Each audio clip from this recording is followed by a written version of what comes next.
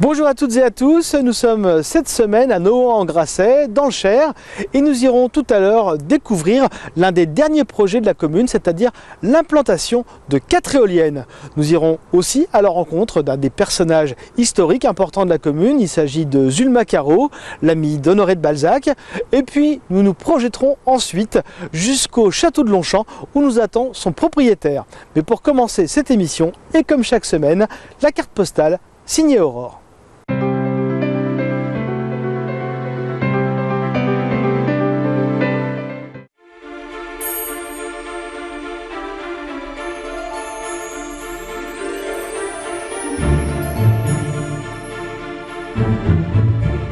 Nous traversons la frontière du Cher cette semaine et faisons halte à Nohant-en-Grasset.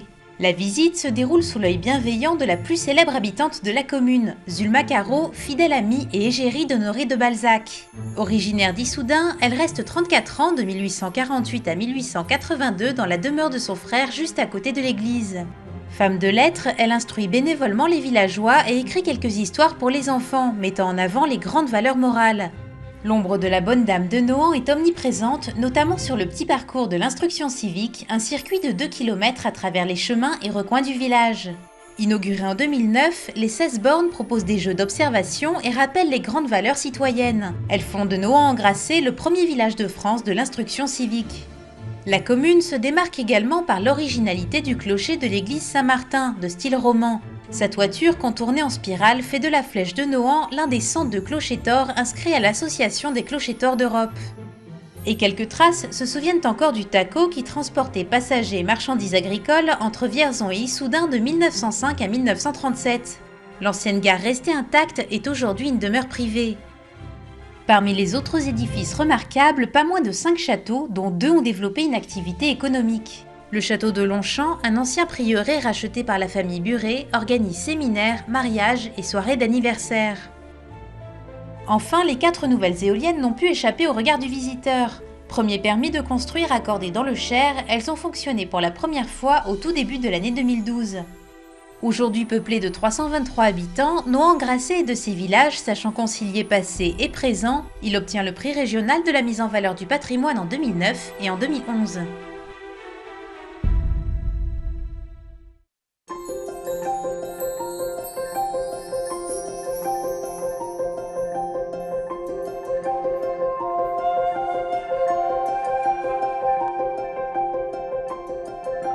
Serge Perrochon, bonjour. Bonjour. Vous êtes maire de la commune de Nohant-en-Grasset et ensemble on va parler d'un projet qui je crois vous tenait et vous tient toujours à cœur. C'est l'implantation sur votre commune de ces éoliennes, ces 4 éoliennes qui sont derrière nous. Alors vous allez nous expliquer comment elles sont arrivées ici et pourquoi ça a été une volonté de la commune et une volonté de votre part d'avoir cette implantation sur la commune. Alors en 2006, nous parlions d'un projet donc, sur des communes voisines, les communes de Massé et de Lucé-le-Libre, où il y avait 2 projets donc, développés par d'autres sociétés. Et la réflexion a été de la commune de se poser la question de savoir quel serait l'impact pour nous, positif et négatif, de ces parcs éoliens voisins. Ceci étant, cela nous a interpellés aussi pour se poser la deuxième question qui était la plus importante. Est-ce que nous, on n'aurait pas un emplacement sur la commune qui pourrait recevoir un parc éolien ? À la suite de quoi nous avons contacté la société Nordex dont nous avions de bonnes références pour voir si effectivement on pouvait ériger donc quelques éoliennes sur la commune. Quelques jours plus tard, la société Nordex, d'après les premières études, nous donnait un avis favorable. Le conseil municipal a donc délibéré favorablement, ce projet s'inscrivant dans une dynamique d'aménagement du territoire d'une part, et puis d'autre part, on était très intéressé par le développement de nouvelles énergies et qui assurerait donc peut-être un peu plus en termes de diversification les énergies dont nous avons besoin. Alors une question quand même, c'est vrai qu'il y a quelques années, à l'époque où on parlait des implantations, il y avait encore la fameuse taxe professionnelle, aujourd'hui elle n'existe plus. Est-ce que vous avez considéré ça comme un manque à gagner pour la commune ? Alors, notre démarche s'inscrivait dans 2 sens. La première, c'était effectivement de participer au développement de nouvelles énergies et de créer déjà une dynamique autour de ces nouvelles énergies et de faire prendre conscience à chaque administré qu'aujourd'hui, il y avait des technologies nouvelles qui se mettaient en place et qui étaient intéressantes. Le deuxième point qui était important, c'était effectivement le retour financier donc sur la commune. Et effectivement, l'ATP nous laissait présager des dividendes relativement importants. On est un petit peu déçus à l'arrivée. Ceci étant, aujourd'hui, les services fiscaux ont chiffré donc les apports pour la commune à hauteur de 22 000 €. Oui, donc c'est pas négligeable. C'est pas tout à fait le même espoir qu'avec l'ATP, mais c'est pas mal. C'est plus de moitié moins que ce qui était prévu au départ, mais ceci étant, les 22 000 seront les bienvenus. Nous travaillons malgré tout avec la société Nordex pour qu'elle puisse nous aider sur nos différents projets et les projets les plus importants de la commune. Et vous sentez aux alentours et puis chez vos administrés aussi qu'il y a une satisfaction d'avoir vu cette implantation réussie ? Alors, on était un petit peu timide au départ parce qu'on s'était dit comment est-ce que la population va vivre l'implantation de ces éoliennes, compte tenu donc des différends qu'il y avait eu sur les communes voisines. Nous, ça n'a pas été le problème puisqu'on a eu une réunion publique où il y avait à peu près 70 personnes et tous ont répondu favorablement à l'implantation de ce parc et c'est pratiquement devenu le parc des Nohantais, alors que finalement il est sur la commune, mais c'est bien un parc installé par la société Nordex et donc aujourd'hui, il y a une société d'exploitation et la commune ne fait pas partie de cette société d'exploitation. Monsieur le maire, je vous remercie beaucoup. On se reverra tout à l'heure en fin d'émission.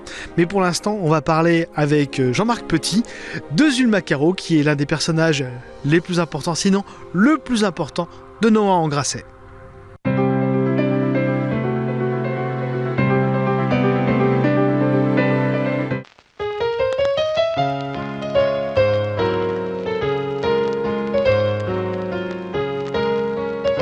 Jean-Marc Petit, bonjour. Bonjour. Vous nous accueillez dans ce magnifique environnement de Nohant-en-Grasset. La maison qui est derrière nous, c'est celle qui appartenait à Zulma-Carreau. Et vous, vous êtes un spécialiste de l'histoire locale, vous vous êtes intéressé à Zulma-Carreau il y a déjà très très longtemps. On vous doit un magnifique site internet que j'invite nos téléspectateurs à consulter. On affiche d'ailleurs tout de suite l'adresse sur l'écran. Pour en savoir plus sur Zulma-Carreau, c'est vraiment un très très très bon site que je recommande. Et on va parler ensemble, si vous le voulez bien, de cette femme importante pour la commune. Alors d'abord, dans quelles circonstances est-ce que vous avez, été amené à vous intéresser à Zulma-Carreau ? Bon, de tout enfant, j'entendais parler de Zulma-Carreau à Nohant, mais ça a été surtout en 2001, à mon retour dans mon pays natal pour la retraite, où là, je me suis beaucoup plus intéressé. Mais pour revenir à Zulma-Carreau, donc Zulma-Carreau était née à Issoudun en 1896. Elle est mariée à un militaire un peu plus âgé qu'elle. Bon, elle est revenue au domaine de Frappel à Issoudun pour la retraite de son mari, mais cette propriété étant vraiment trop importante, ils ont été obligés de la vendre. Et là, ils sont arrivés à Nohant en 1848 chez le frère de Zulma, Silas Tourangin, qui était à l'époque maire de Nohant. Donc voilà l'arrivée de Zulma à Nohant. Ouais. Alors c'est vrai qu'on connaît souvent Zulma-Carreau, surtout son amitié avec Honoré de Balzac, donc qui est antérieure à l'arrivée ici à Nohant. Oui, tout à fait, puisque Zulma-Carreau a rencontré Balzac, elle avait une dizaine d'années. Elle était surtout amie de la sœur de Balzac, et ensuite ils se sont fréquentés avec Balzac, à Paris, où son mari était directeur de l'école de Saint-Cyr, et il est venu à Issoudun à 3 reprises, mais malheureusement il n'est jamais venu à Nohant. D'ailleurs, sur le recueil, il y a un recueil de 140 lettres entre Balzac et Zulma-Carreau. Une dernière lettre de Zulma qui invite Balzac à venir ici à Nohant, mais malheureusement cette lettre datait de début 1850 et Balzac est décédé quelques mois après. Alors oui, finalement, ce qui est intéressant, c'est que Zulma-Carreau, du vivant d'Honoré de Balzac, son grand ami, elle n'a pas écrit, ce n'est qu'après sa mort qu'elle va écrire. Oui, elle a commencé à écrire ici à Nohant à partir de 1853. On va se déplacer légèrement, Monsieur Petit, et vous allez nous raconter ça. Oui, bien sûr.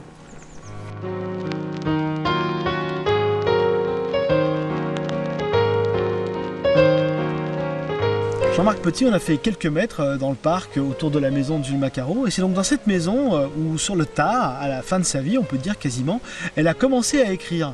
Alors c'est assez paradoxal finalement qu'elle ait côtoyé pendant aussi longtemps un grand écrivain comme Honoré de Balzac et qu'elle attende sa mort pour écrire. Oui, donc Zulma, certainement en arrivant à Nohant en 1848, commençait par essayer de rendre service aux habitants. Elle était à la fois médecin de campagne, mais aussi institutrice. C'est-à-dire qu'elle a fait venir une petite fille, 2, 3, et puis une dizaine, et elle leur apprenait à lire et à écrire. Et elle écrit en parallèle. Et donc pour leur apprendre à lire, eh bien, il fallait avoir des livres. Alors des livres, il y en avait, mais elle s'est mise à écrire des livres, alors surtout des livres pour enfants. Alors c'est pareil, elle a écrit 10 livres, tous écrits ici à Nohant, dans cette propriété. Alors ce qu'on ne sait pas forcément, c'est qu'à l'époque, elle va rencontrer un succès considérable. Oui, tout à fait. Alors ces livres étaient à la fois approuvés par l'éducation nationale et par les autorités religieuses. Donc c'était les livres de toutes les écoles de référence. Et la petite Jeanne, pour l'époque, a été tirée à plus de 200 000 exemplaires. C'était le livre de lecture de mon grand-père. Des tirages que Balzac, de son vivant en tout cas, n'aura jamais atteint. N'aura jamais atteint, oui, tout à fait. Alors on va aller faire un petit tour dans la commune parce que je crois qu'à Nohant-en-Grasset, vous avez eu le souhait à la municipalité de faire un petit parcours autour de Zulma Carreau. Zulma Carreau ayant écrit des livres de morale et d'instruction civique, donc l'idée nous est venue de faire un petit parcours autour de cela, autour de la morale et de l'instruction civique. Eh bien on va aller y jeter un petit coup d'œil. Avec plaisir.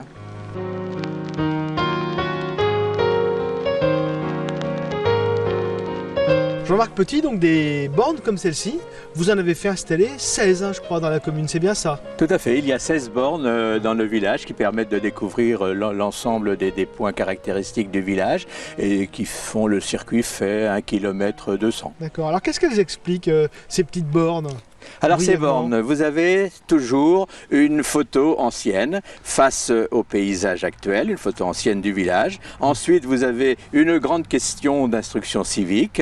Vous l'avez expliqué un petit peu tout à l'heure, mais pourquoi avoir voulu faire une sorte d'instruction civique pour les habitants et pour les visiteurs? Nous avons des écoles qui viennent et qui font ce circuit, et ce circuit se termine dans une salle multimédia dans laquelle nous avons 9 ordinateurs et l'instituteur peut continuer son cours sur la morale, sur l'instruction civique avec des logiciels spécialisés. Eh bien Jean-Marc Petit, je vous remercie beaucoup de nous avoir fait cette présentation. On va bien sûr inviter nos téléspectateurs à venir, alors avec leurs enfants, pourquoi pas, pour faire ce parcours. Et les parents pourront préparer cette visite grâce à votre site internet qui, je l'ai dit tout à l'heure, est vraiment très très bien fait. Donc on remet l'adresse à nouveau sur l'écran et on invite nos téléspectateurs à le consulter et à venir faire une petite balade. Je dis toujours que ce circuit, c'est gratuit, 7 jours sur 7, de 7 à 107 ans. Merci beaucoup Jean-Marc Petit. Monsieur Buret, bonjour. Bonjour monsieur, enchanté. Merci de nous accueillir au château de Longchamp. C'est avec grand plaisir. Alors depuis combien de temps êtes-vous propriétaire de ce château? Eh bien, nous sommes propriétaires avec mon épouse et mes enfants depuis 1987. Alors vous allez nous raconter brièvement comment vous êtes arrivé ici, parce que vous avez un parcours assez étonnant. Oui, un parcours assez typique et puis quand même intéressant aussi. On n'en arrive pas à Longchamp d'un seul bloc comme ça, il faut avoir vraiment un grand passé. Alors vous étiez pâtissier? À l'origine, je suis pâtissier, confiseur, glacier, que j'ai donc fait mon apprentissage dans le Cher. Et donc, je suis originaire du Cher déjà. Vous êtes resté dans le coin? Ah non non, vous avez fait beaucoup de chemin. Vous êtes revenu dans le Cher, mais vous avez fait beaucoup de détours. Beaucoup d'années. Et donc, ce métier m'a mené vraiment très loin. Et un jour, en travaillant, j'ai choisi comme chef pâtissier dans un restaurant 3 étoiles Michelin et 7 fourchettes sur la Côte d'Azur, près de Cannes. Et ça m'a initié un peu à la cuisine. Et donc, de ce fait, je suis donc remonté sur Paris, travaillé comme chef pâtissier dans des très grands restaurants, dans des très grandes pâtisseries, où j'ai ouvert des rayons traiteurs.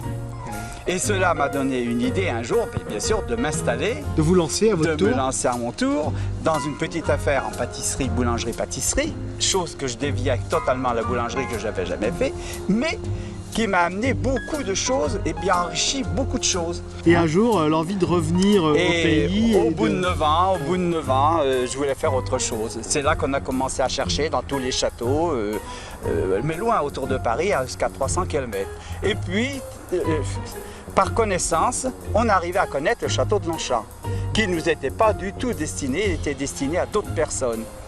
Et puis le hasard a fait. Le hasard a fait qu'on a pu accéder à cette propriété qui était superbe Et donc, oui.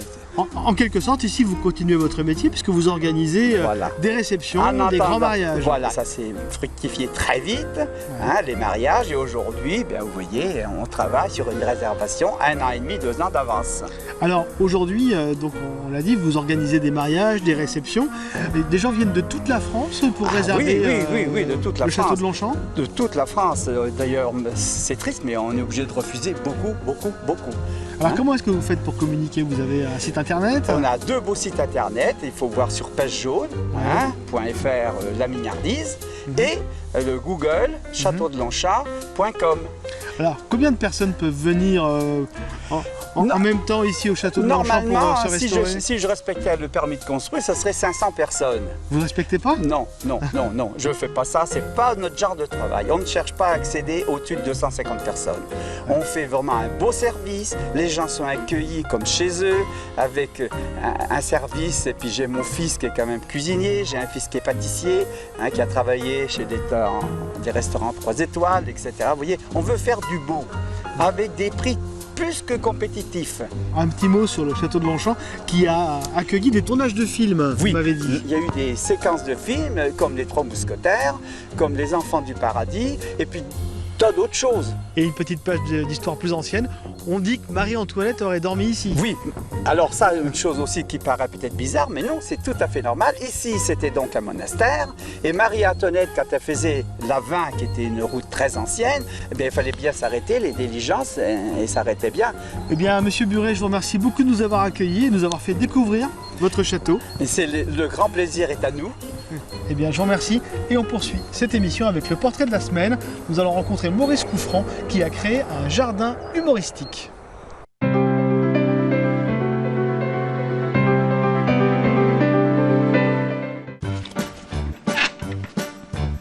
Entrez, je vous prie. Excusez-moi, attention brindille. Alors, je vais vous faire visiter mon jardin. En hiver, évidemment, c'est pas aussi beau qu'en été, mais enfin là. Alors, vous en avez pour tous les goûts. Pour les cinéphiles, là, pour les amateurs de vin. Ce sont des petites blagues que je mets pour faire passer le temps, quoi.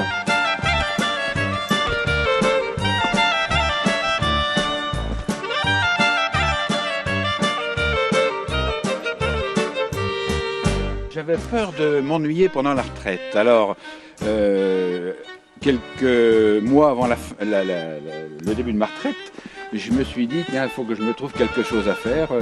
On avait un terrain et bon, ben voilà 10 ans, j'ai commencé à faire des petits trucs à droite à gauche, sans idée préconçue, hein, c'est venu comme ça, au hasard. Hein.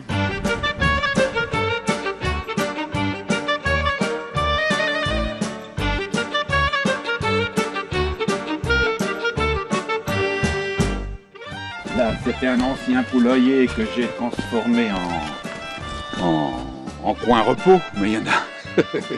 C'est peut-être un peu osé, mais enfin, voilà.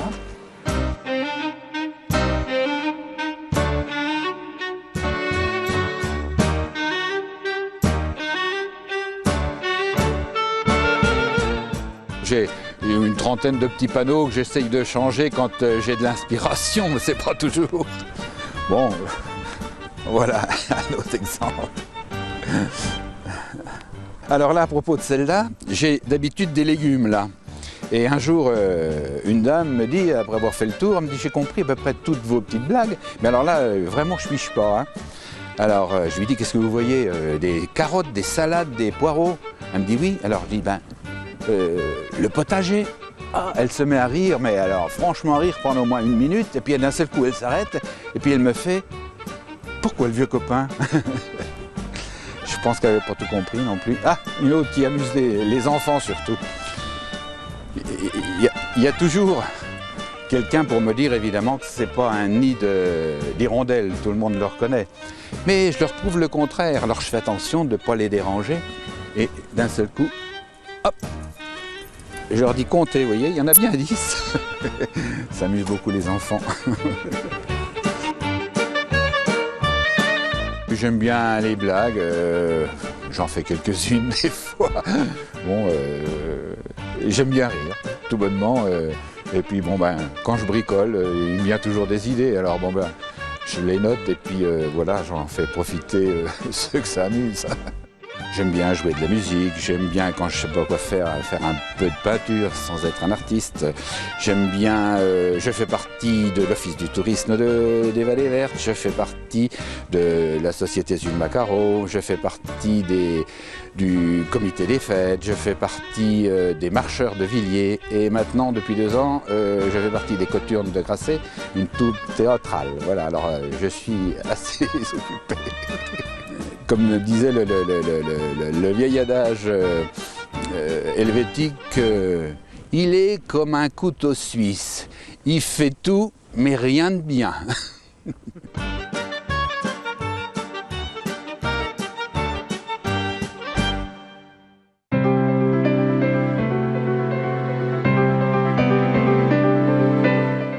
Serge Perrochon, merci de nous accueillir dans l'autre Nohant du Berry, Nohant-en-Grasset, commune dont vous êtes maire.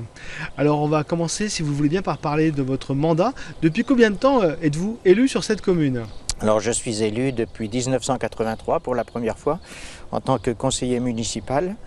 Ensuite, donc, j'ai été réélu à plusieurs reprises et en devenant donc adjoint. Et puis en 2001, j'ai été élu donc maire de la commune de Nohant-en-Grasset et c'est donc mon 2e mandat que j'exerce en tant que maire. Donc, mais depuis bientôt 30 ans finalement, voilà. En charge des affaires de la commune. Voilà, et j'allais dire c'était presque une affaire de famille parce que j'ai succédé à mon père qui était lui-même conseiller municipal. D'accord. Alors on va parler de vos projets. Quels sont ceux que vous aviez lorsque vous êtes arrivé à la tête de la mairie et que vous avez pu mener à bien en tant que maire? Alors il y avait plusieurs orientations, si je puis dire, lorsque j'ai été élu maire. Le premier, c'était la restauration de la salle des fêtes que vous avez pu découvrir derrière la mairie, qui est une salle déjà un petit peu importante. Et les travaux de rénovation donc, ont été effectués dans le début de ce 2e mandat, puisque c'est toujours très long d'initier les projets et d'arriver à leur réalisation.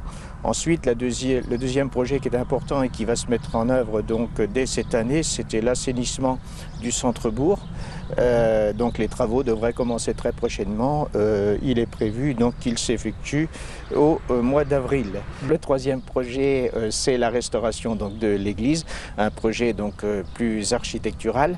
Restauration donc, des toitures, restauration donc, des enduits.